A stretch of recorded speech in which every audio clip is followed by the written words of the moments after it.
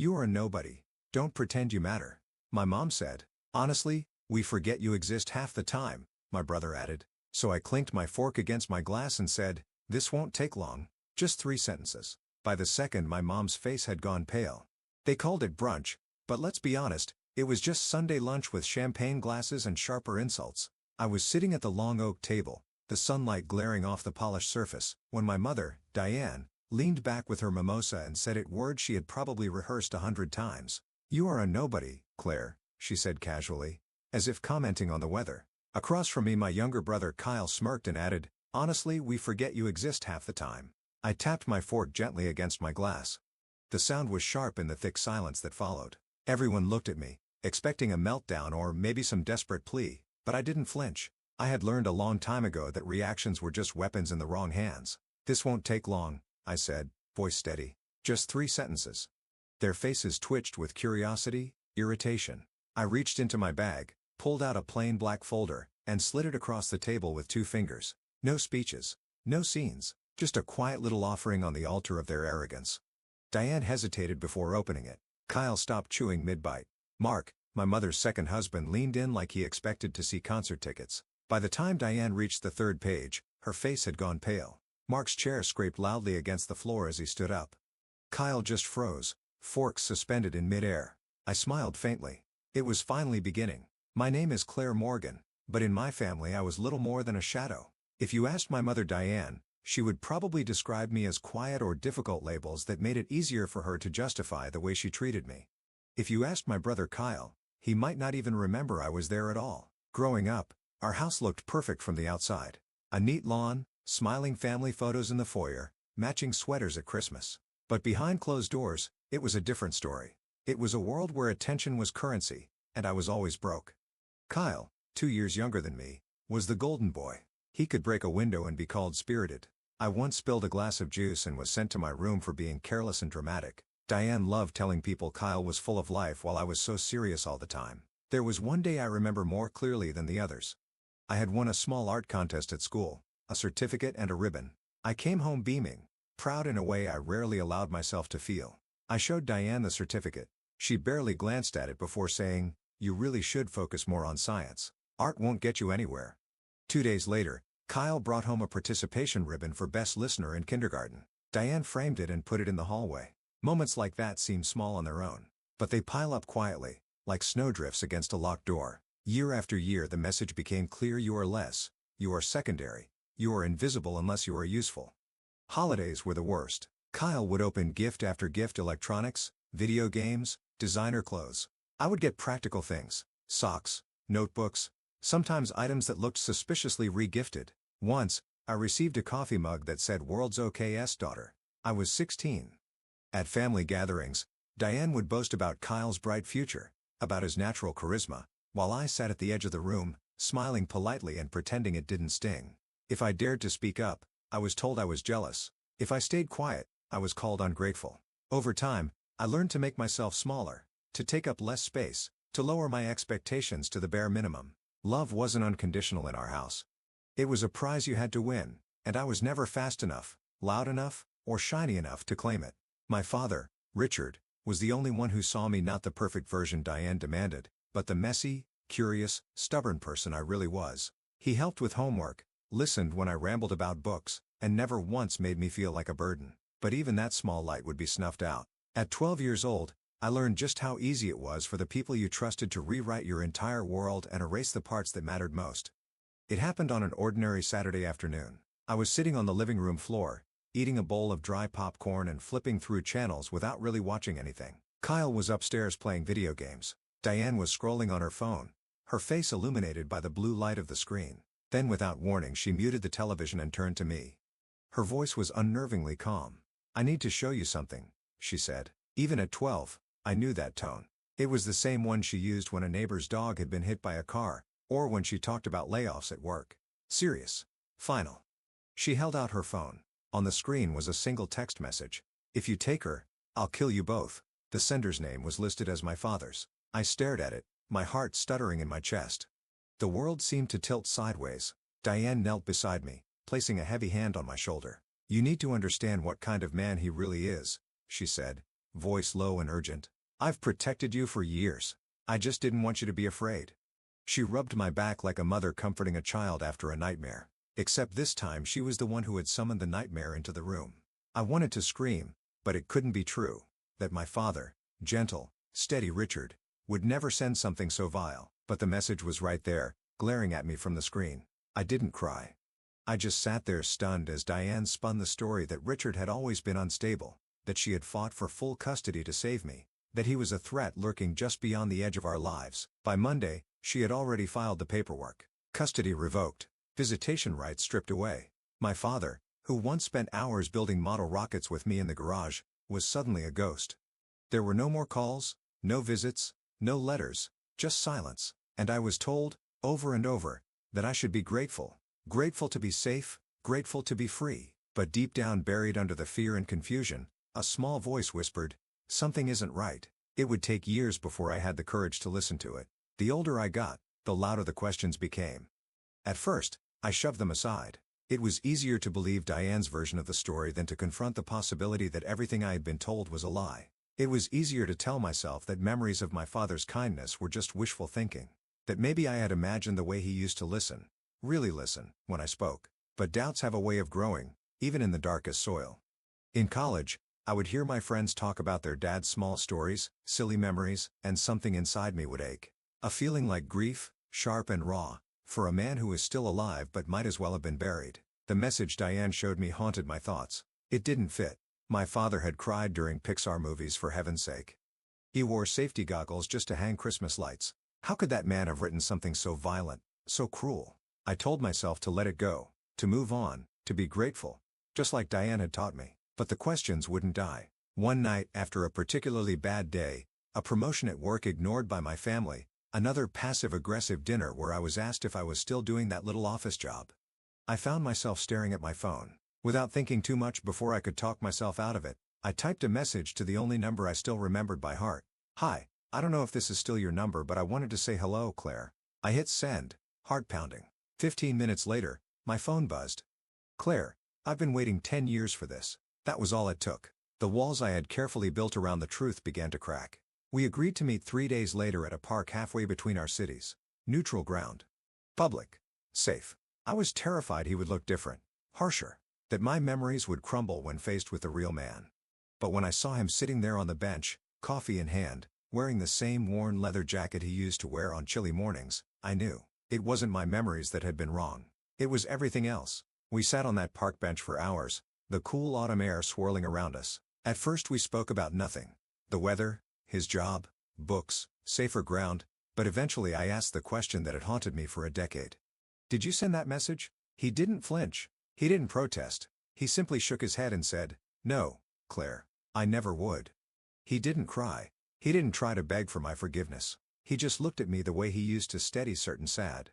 And something inside me settled. Not because he had proof, but because for the first time in years my gut stopped screaming. Still, I knew believing wasn't enough. Not for what had been taken, not for what had been done. I had to know the truth. It started with curiosity, but quickly turned into a mission. I wasn't a hacker. I wasn't some TV detective. I was just a daughter who needed answers. So I did the only thing I could think of. I trained. I took night classes. I studied. I became a licensed private investigator specializing in digital forensics and background tracing. Not the glamorous kind of PI work you see in movies, the real kind. Quiet, careful. And when I was ready, I moved back home. I told Diane I had lost my job, told her I couldn't afford my apartment anymore, that I needed a little time to get back on my feet. She rolled her eyes but agreed, gave me the laundry room, made it clear that I was there on sufferance, that every load of dishes I washed, every carpet I vacuumed was my rent. Perfect. While Diane and Mark went about their lives assuming I was defeated, I worked in secret, nights spent combing through old computers stashed in closets, afternoons slipping into Mark's home office when he was at work. The breakthrough came in the most unexpected place: a battered laptop shoved behind a stack of old sweaters in Diane's closet. It was password protected, but that wasn't a problem. Inside, buried in poorly named folders, I found it. A Word document. The draft of the message Diane had claimed my father sent. "If you take her, I'll kill you both," typed neatly across the top with notes in the margins. Revisions. A comment bubble from Mark saying, "Too dramatic. Make it sound scarier." I sat back staring at the screen, heart pounding. But that wasn't all. There were emails too. Chains between Diane and Mark from the months before the divorce. Conversations about how to frame Richard, how to manipulate custody, how to hide money. They had transferred assets into offshore accounts, shell companies listed under Mark's name, properties shuffled around like pieces on a monopoly board. Everything Diane had ever said about Richard, that he was irresponsible, dangerous, reckless, it was all a lie. A lie carefully constructed to steal everything from him, and from me. I printed everything, made copies, organized it into neat folders. One copy I handed to my father, one I kept for myself, and one, well, that was the one I slid across the table at brunch. As I watched Diane's hands tremble and Mark's face drain of color, I didn't feel triumphant. I felt free. For the first time, I wasn't the invisible daughter. I wasn't the burden or the afterthought. I was the reckoning they never saw coming. The moment Diane flipped open the folder, I saw it. First confusion. Then a flicker of fear. Finally, the slow creeping realization that the walls she had spent years building were crumbling and she had nowhere left to run. Mark leaned over her shoulder, his smug smile evaporating as he scanned the pages. Kyle just sat there, fork frozen halfway to his mouth, looking from Diane to me like he was trying to figure out if this was some kind of joke. It wasn't. Diane's fingers trembled as she turned the pages, each one hitting the tablecloth with a soft accusing thud. By the time she reached the final document, a complete trail of the stolen assets and the fabricated message, her face had gone ghost white. "You little," she whispered under her breath, voice trembling with rage. Mark shoved back his chair, the legs scraping loudly across the tile floor. "You said you deleted that stuff," he hissed to Diane, completely forgetting I was still standing there. I rose slowly from my chair, adjusting my sweater like I had all the time in the world. I slipped my bag over my shoulder and looked each of them in the eye, one by one. "The originals," I said calmly, "are already with people who matter. This was just for your personal enjoyment." Diane opened her mouth like she was about to say something, some excuse, some denial, but no words came out. Only a small, desperate gasp. I didn't wait for a response.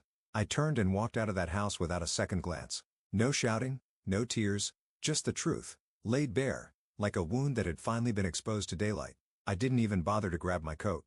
It wasn't cold enough to stop me, and honestly I needed the symbolism more than I needed the warmth. Behind me, the house was a beehive of panic. I could hear Mark's voice rising, demanding to know what else I had found. Diane's sharp, panicked whispers. Kyle calling after me weakly, as if somehow I was the one who had broken the family apart.